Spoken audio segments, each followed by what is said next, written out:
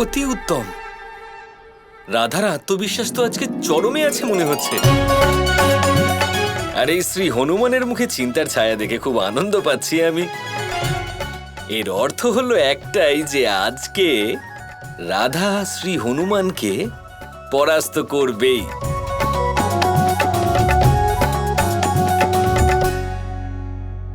এটা কি করে সম্ভব মহাদেব?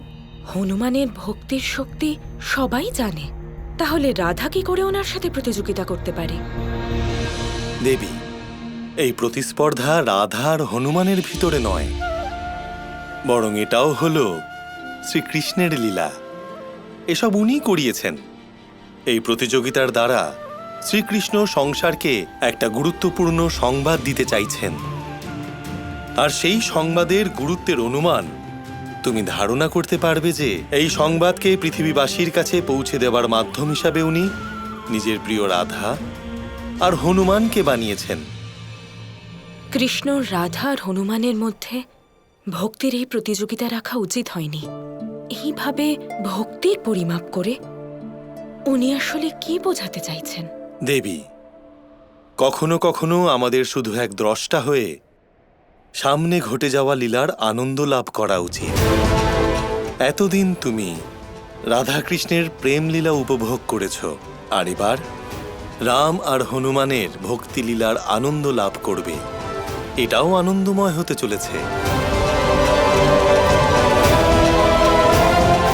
তাহলে শ্রী হনুমান, আপনি বলুন এই প্রতিযোগিতা শুরু কিভাবে করা যায়? আমার কাছে যা কিছু আছে, আমার সম্পূর্ণ অস্তিত্ব, সবই প্রভু শ্রীরামের দান, ওনারই সব কৃপা। তাই আজ আমি আপনাদের সবার সামনে তাই প্রস্তুত করব।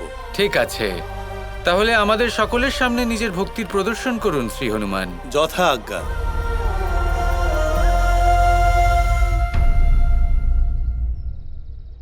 জয় শ্রীরাম।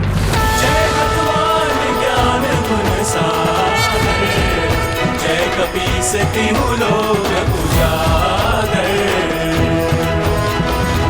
रामदूत अतुलित बल धामा, अंजलि पुत्र पवन सुत नामा।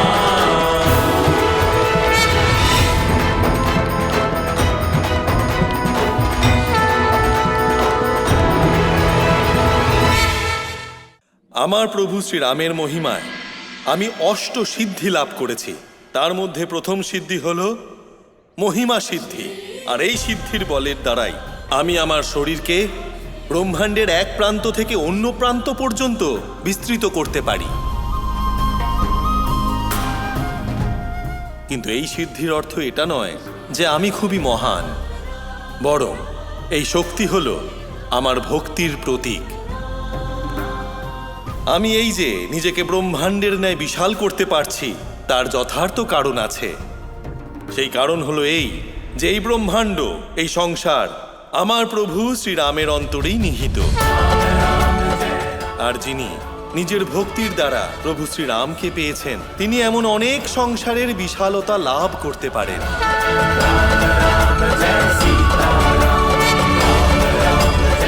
ঠিকই বলেছে হনুমান, শ্রীরামের ভক্তির দ্বারা সব কিছু সম্ভব। জয় শ্রীরাম।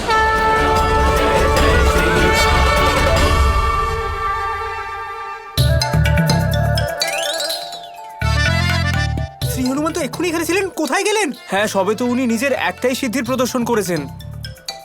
উনি আবার পরাজয় স্বীকার করে নেননি তো? এটা হলো আমার দ্বিতীয় সিদ্ধি, অনিমা সিদ্ধি। আমি অনিমা সিদ্ধির মাধ্যমে আমি নিজেকে সূক্ষ্ম থেকে সূক্ষ্মতর অণুতে পরিবর্তিত করতে পারি।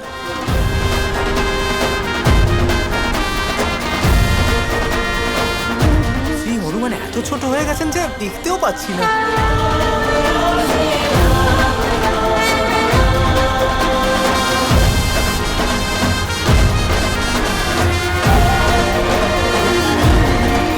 হ্যাঁ, আপনারা আমার কথা শুনতে পাবেন, কিন্তু আমাকে নিজের চোখে দেখতে পাবেন না, এতটাই সূক্ষ্ম হতে পারি।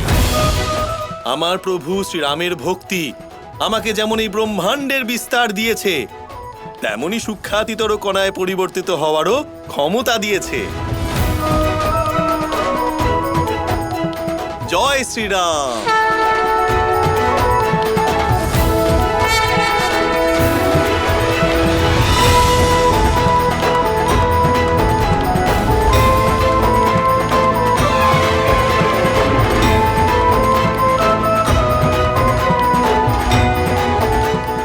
আজ এখানে দ্বারকা নগরীর অনেক মহারথী, অনেক যোদ্ধা উপস্থিত আছেন। আপনাদের সবার কাছে একটা ছোট্ট বিনীত অনুরোধ রাখতে চাই। আশা করি যে আপনারা সেটা স্বীকার করবেন। আমি চাই যে আপনারা সবাই মহাবলী, মহাযোদ্ধা আমার এই পাটাকে সরানোর চেষ্টা করবেন।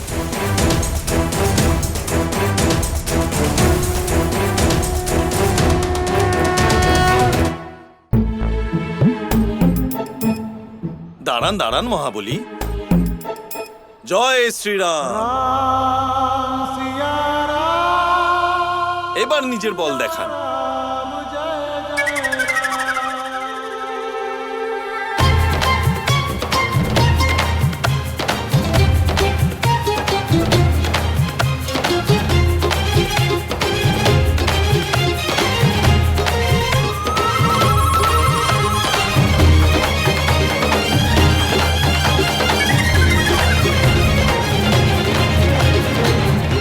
যোদ্ধা আছেন যিনি এখানে নিজের বল প্রয়োগ করতে চাইবেন? শ্রী হনুমান, আমি চেষ্টা করে দেখতে চাই।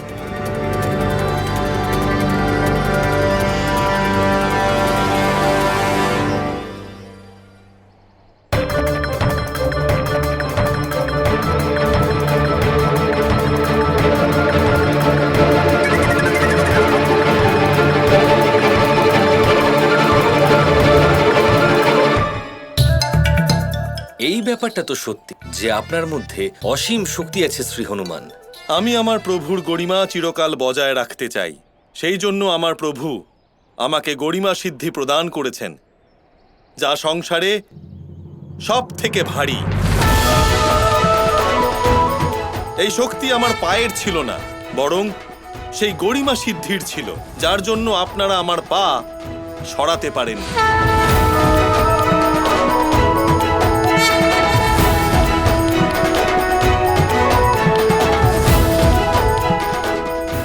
শ্রী হনুমান নিজের ভক্তি প্রদর্শন দ্বারা প্রতিযোগিতার মান অত্যন্ত কঠিন করে ফেলেছেন রাধা। এবার এটাই দেখার যে তুমি নিজের ভক্তি কিভাবে প্রমাণিত করতে পারো।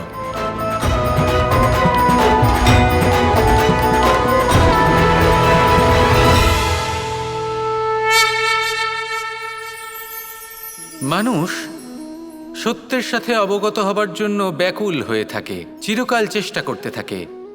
জন্ম থেকেই তার মনে এই ইচ্ছে জাগ্রত হয় সত্যিটা কি সেটা জানতে। এবার এই ইচ্ছে এটা পূর্ণ কিভাবে করা যেতে পারে? কারোর মনে হয় যে জ্ঞান অর্জন করলেই এই ইচ্ছে পূর্ণ হতে পারে, তাই কেউ কেউ জ্ঞানের পেছনে ছুটতে থাকেন। কেউ এটা ভাবেন যে এই ইচ্ছে পূর্ণ করা যেতে পারে ধন আর শক্তির দ্বারা, তাই তারা ধন আর শক্তি প্রাপ্ত করতে চান।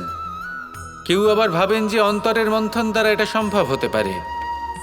এবার এটাও সত্যি যে মন্থন করলে অমৃত লাভও সম্ভব হতে পারে, কিন্তু তার জন্য এই মন্থন করার জন্য একটা উচিত দিকে অগ্রসর হওয়া প্রয়োজনীয়। উচিত সংযমের দ্বারা সামনে এগোতে হবে, আর কোনো আশা না করে সামনে এগিয়ে যেতে হবে, তবেই এটা সম্ভব হতে পারে। একটা বাদ্যযন্ত্রের কথা ভেবে দেখা যাক। তার থেকে সুর তখনই নির্গত হয় যখন তার তারগুলি ঠিক করে বাঁধা হয়। যদি বেশি বেঁধে ফেলা হয় তাহলে তার ছিঁড়ে যেতে পারে, আর যদি ঢিলে থেকে যায় তাহলে তার থেকে উচিত সুর নির্গত হবে না। একটা অত্যন্ত গুরুত্বপূর্ণ কথা মনে রাখবেন, সত্যকে লাভ করার প্রাথমিক আধার হল অনুশাসন। জীবনে এই অনুশাসন আনুন, সত্য আপনা আপনি আপনার কাছে চলে আসবে, আর এই মন প্রসন্ন হয়ে বলবে রাধা রাধা।